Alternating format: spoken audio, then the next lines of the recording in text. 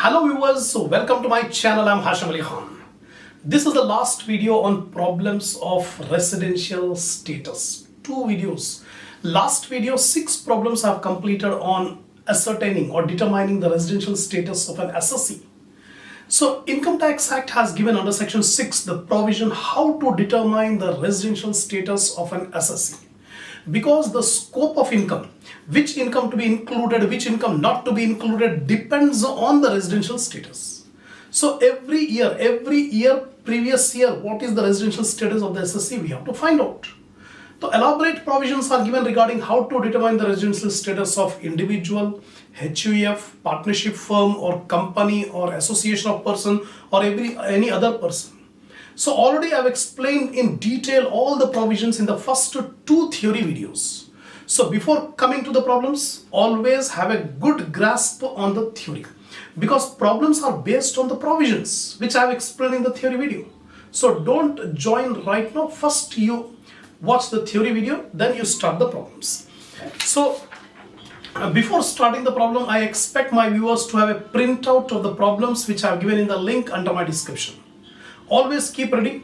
Take a screenshot of the solution of the remaining problems, then I'll explain all the points.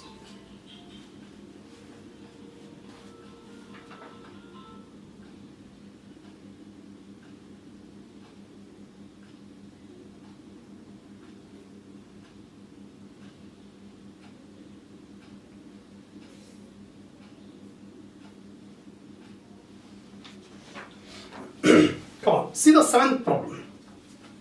Mr. Johnson, an American nationalist, is appointed as a senior scientific officer on 1st April 2016. On 31st Jan 2017, he went to Iran on deputation for a period of 1 year, leaving his family members in India. So 2016, he joined in India as a senior scientific officer. But on 31st Jan 2017, he went to Iran for 1 year deputation period, leaving his family members in India. On 1st May 2017, he came back to India and took his family members with him on 30th June 2017. He returned to India and joined his original job on 2nd Feb 2018, determine his residential status for the assessment year 21-22. Assessment year 21-22 means previous year 2021.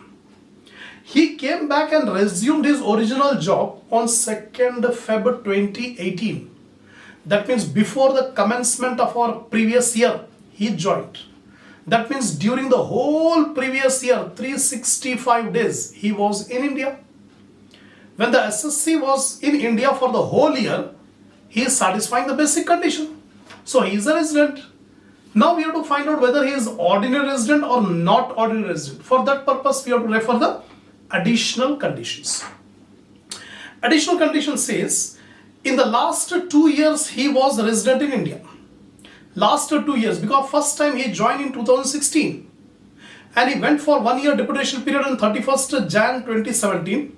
But came back to India on 1st May 2017. And then went back to Iran on 30th June 2017. That means he is satisfying the 2 additional conditions also. Now see, Mr. Johnson, for determining the residential status, nationality of a person is not considered. Income Tax Act is not bothered about the nationality of the SSC of a person. It only finds out what is the residential status of the person. Nationality will be determined by the Constitution, but residential status will be determined by the Income Tax Act.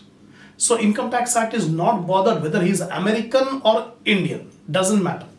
Now, he returned to India and joined his original job on 2nd Feb 2018, and since then he is in India. When he resumed his original job on 2nd February 2018, he was completely in India. That means our current previous year 2020 to 21, he was completely in India for 365 days. The whole year he was in India. So he satisfied the first basic condition. He is a resident. First basic condition satisfied. First basic condition says 182 days. The SSC must stay in India during the previous year for a period of 182 days or more. He stayed whole year. So first basic condition satisfied, resident. Additional condition. He has been resident in India for 2 out of 10 previous years preceding the current previous year. So he was a resident in at least 2 years out of 10 years. If he is resident, then he is satisfying the first additional condition.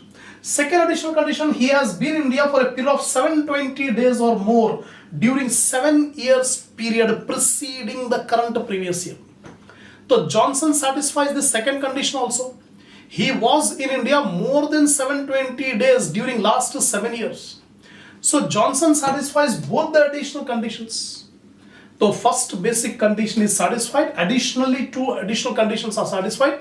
So Mr. Johnson's residential status is resident and ordinary resident for the current previous year 2021.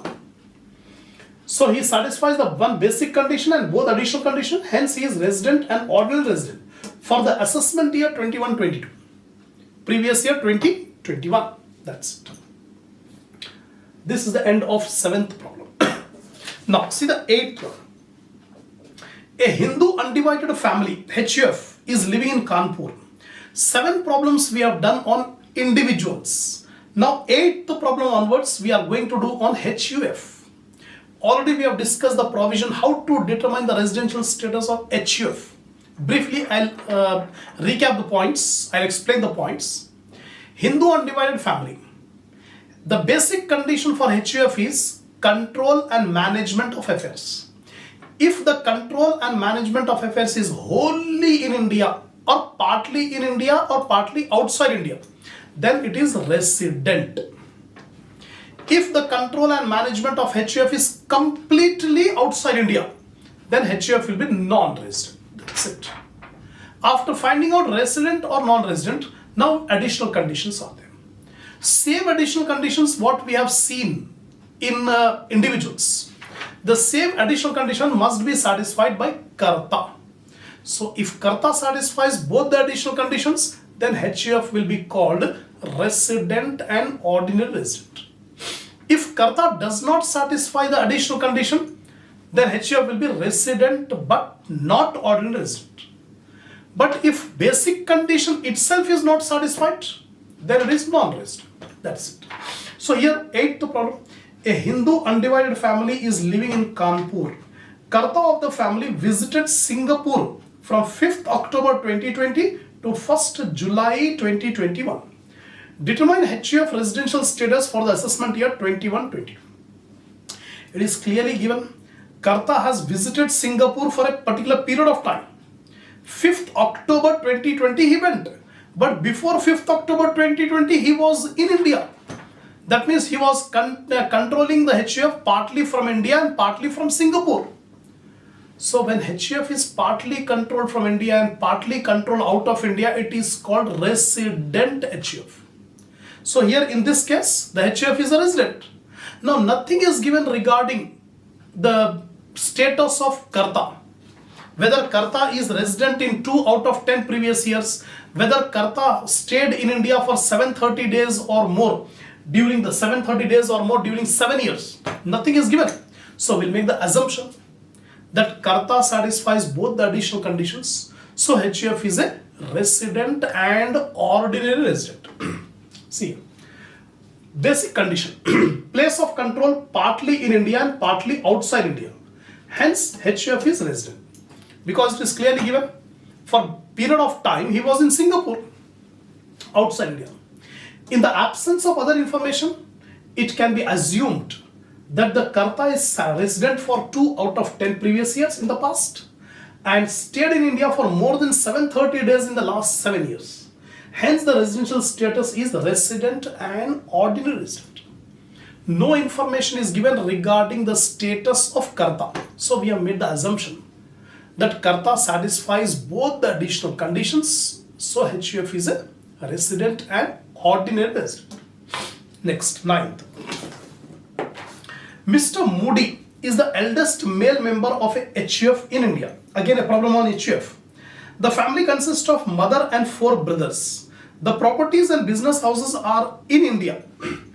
Due to employment, he is staying in Australia for the last 20 years. However, all the policy decisions are taken from there. Here it is clearly given that all policy decisions are taken from Australia. That means the control and management is completely outside India. When the control and management is completely outside India, the HUF is called a non-resident HUF. In that case, no need to go for additional conditions.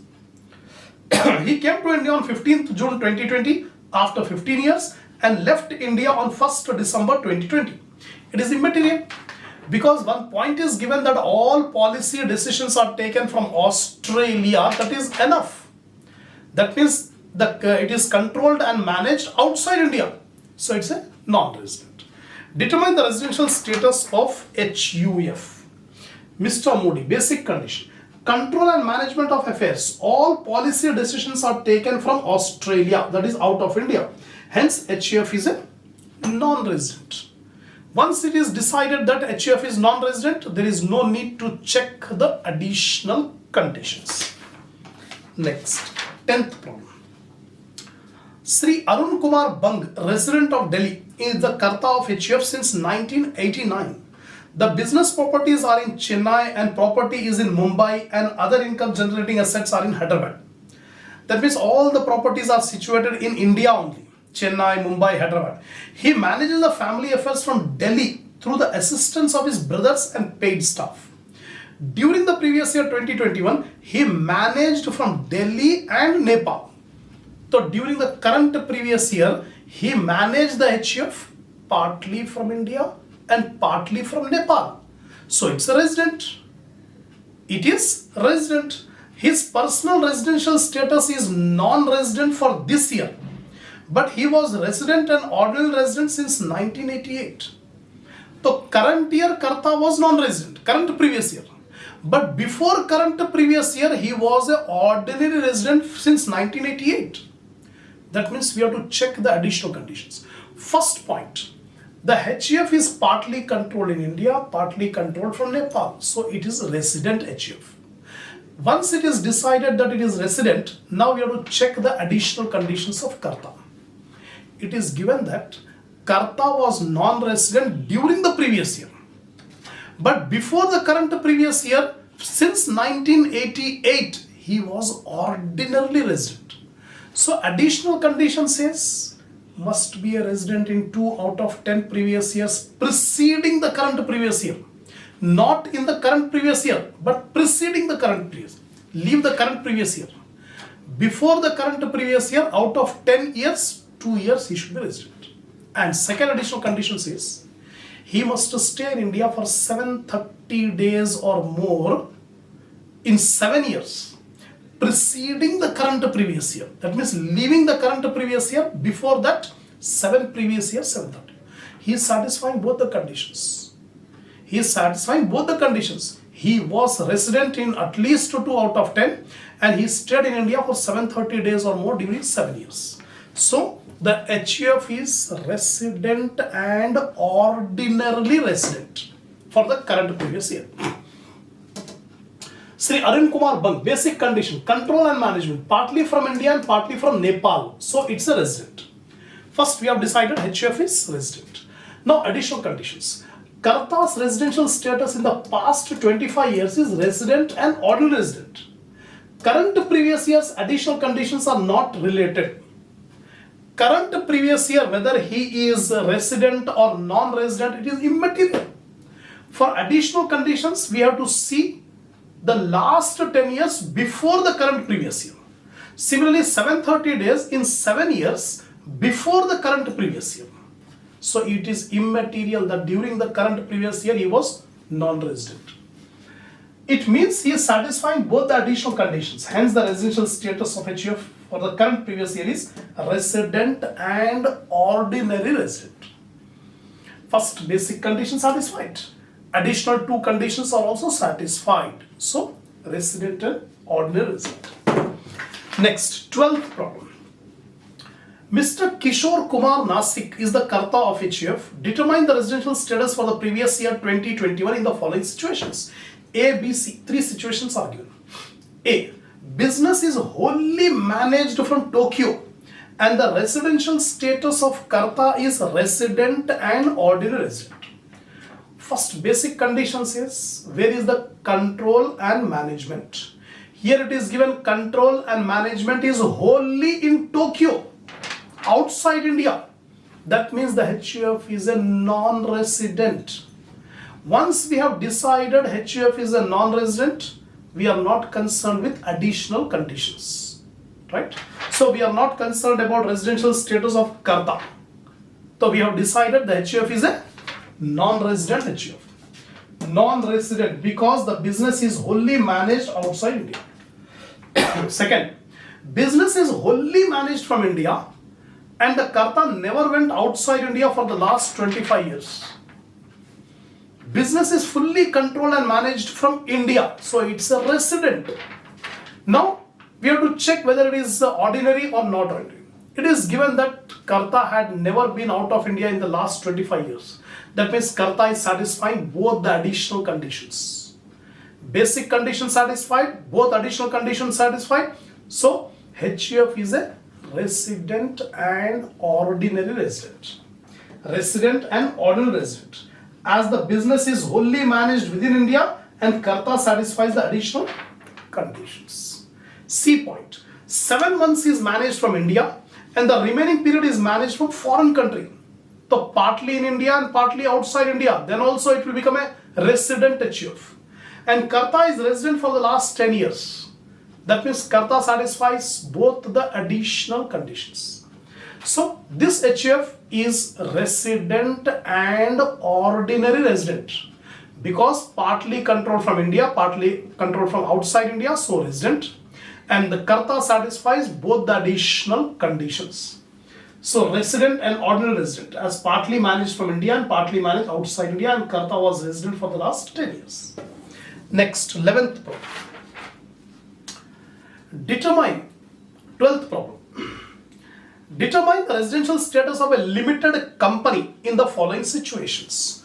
So far we have done the problems on individuals and on HUF. Now this problem is on limited company. First one, incorporated in India and managed in India. Any company which is incorporated in India is an Indian company. An Indian company always is a resident company. That's it, clear cut. So every company incorporated in India is Indian company and it is resident. Resident company as it is incorporated in India. B, incorporated in India and managed from outside India, doesn't matter. Once it is decided that the company is incorporated in India, it will become resident. Whether it is controlled from India, outside India, it is immaterial. So resident company as it is incorporated in India, it is immaterial that it is managed outside India. Third, incorporated outside India means it's a foreign company but managed from India, so it's a resident company. The rule is, if the company which is incorporated outside India, it's a foreign company. For a foreign company, we have to see from where it is controlled and managed. If it is wholly controlled and managed from India, it's a resident. It's a resident. Here it is given fully managed from India, so it's a resident company. Resident company as it is a foreign company but completely managed from India. Next, D. Incorporated out of India, that means it's a foreign company, but managed from outside India, it's a non-resident. It's a non-resident. Non-resident as it is a foreign company and managed from out of India. Last, E point. Incorporated outside India, foreign company, but managed partly from India and partly from foreign country. It is a non-resident company. Resident company will become only if completely controlled from India. Completely. If it is partly controlled from India and partly outside India, it's a non-resident company. Non-resident company. It is a foreign company but managed partly from India and partly from outside India. That's it. So last and final problem, that is problem number 13. Gujarat Agro Company Limited incorporated in India in the year 1988. So it is an Indian company. Since 16/11/2018, the company is conducting all the business activities in foreign countries. Determine the residential status for the previous year 2021. First of all, this Gujarat Agro Company is incorporated in India. So it is a resident company. It is immaterial where the activities of the company are conducted. Whether activities are conducted in India or outside India doesn't matter. Once it is decided it is incorporated in India, it's a resident company. So here, Gujarat Agro Company and any company is incorporated in India is always resident company. A company incorporated in India. A company incorporated in India is always a resident company. Place of business, whether it is in India or in foreign country, is not at all to be considered. Where the activities are being conducted, it is immaterial. So it is a resident company. That's all. So these are the problems I've explained on residential status. So totally 13 problems I've explained. This is the end. Inshallah, next video will start income from salary, the main head of income.